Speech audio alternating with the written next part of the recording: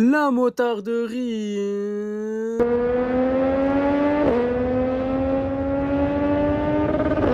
La motarderie et la future motarderie. Comment allez-vous mes petits Vario mal aussi? Aujourd'hui, on va voir ensemble les 10 motos les plus vendues en 2024. On va faire un petit jeu pour voir si vous avez du flair. À ton avis, quelle moto sera le top 1 de ce classement? Donne ta réponse en commentaire. On va voir si vous êtes fort. En 10e position, on retrouve avec très grande surprise la Yamaha MT-09 qui était commercialisée au prix de 10 800 € et qui s'est écoulée à 2154 exemplaires. En 9e position, on retrouve avec surprise, et cette fois-ci, je dis pas ça ironiquement, en tout cas moi ça me surprend, dites-moi vous ce que vous en pensez, le Honda Transalp qui était vendu à un prix de 10 700 € et qui s'est écoulé à 2163 exemplaires. En 8e position, on retrouve la BMW GS 1250 qui était commercialisée à partir de 21 200 € et qui s'est écoulée à 2234 exemplaires. Je ne sais pas si vous réalisez la dinguerie, mais l'an dernier, BM commercialisait déjà le GS 1300. Et là, on a le 1250 en 8e position. Ça veut dire que les gens se sont tellement rués dessus sur les derniers modèles en stock qu'ils ont réussi à se placer 8e sur une moto qui n'était plus produite. C'est dingue. En 7e position, on retrouve la Kawasaki Z900 qui était commercialisée à partir de 10 200 €.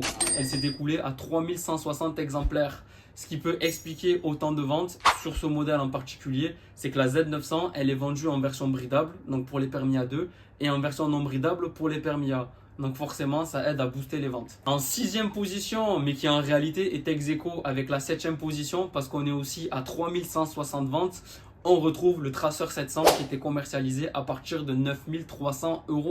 En 5e position, on retrouve encore un Tracer, cette fois-ci le 900, qui était commercialisé à partir de 12 500 € et qui s'est écoulé à 3196 exemplaires. En 4e position, on retrouve le Ténéré 700 qui était commercialisé à partir de 11 000 € et qui s'est écoulé à 3222 exemplaires. On en arrive à la 3e place du podium, mais avant de te la dévoiler, pense à t'abonner pour envoyer de la force, ça coûte 0 €. Donc en 3e position, on retrouve la Yamaha MT-07 qui était commercialisée à partir de 8 000 € et qui s'est écoulée à 3231 exemplaires.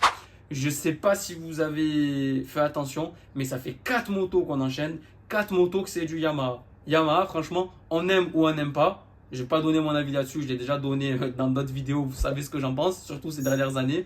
Mais commercialement parlant, franchement, vous êtes fort, vous êtes très fort. En 2e position, on retrouve le concurrent direct de la MT-07, c'est le Honda Hornet 750 qui a été commercialisé à partir de 8 000 € et qui s'est écoulé à 4 229 exemplaires. À 2 exemplaires près, ça fait 1000 exemplaires de plus que la MT-07. Et 1000 sur une quantité de 4000, ça fait 25% de plus, un quart de plus. Honda, franchement, avec cette Hornet, ça fait 2 ou 3 ans qu'ils ont détrôné la MT-07. Ils arrivent à rester devant. Ils ont fait fort. En première position, on va voir si ceux qui ont joué le jeu en début de vidéo, en donnant leur réponse dans les commentaires, ont eu du flair ou non. On retrouve la BMW GS 1300 qui a été commercialisée à partir de 21 300 € et qui s'est écoulée à 4 624 exemplaires.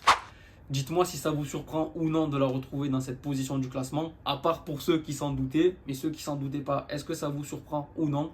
Et quand on fait un point global sur le classement, première position GS 1300, 8e position GS 1250.